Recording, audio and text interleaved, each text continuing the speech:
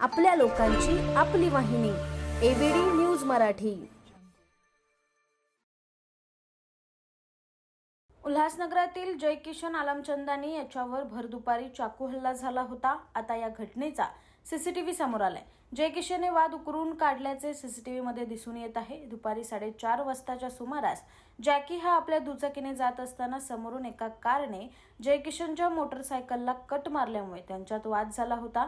त्यानंतर कार चालक गाडीत बसून परत जात असताना चालक सीटवर असलेल्या इसमाला जयकिशन याने खेचून बाहेर काढलं।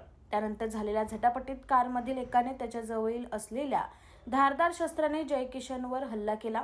यात जयकिशन गंभीर जखमी झाला असून त्याला उल्हासनगरच्या मध्यवर्ती रुग्णालयात दाखल करण्यात आले। प्राथमिक उपचारानंतर त्याला खासगी रुग्णालयात हलवण्यात आलं।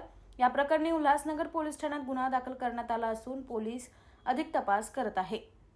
आपल्या शहरातील ताज्या घडामोडी पाहण्यासाठी आपल्या एबीडी न्यूज मराठी चॅनलला सबस्क्राइब करा आणि लाईक शेअर करून पहा शहरातील ताज्या घडामोडी थेट मोबाईलवर।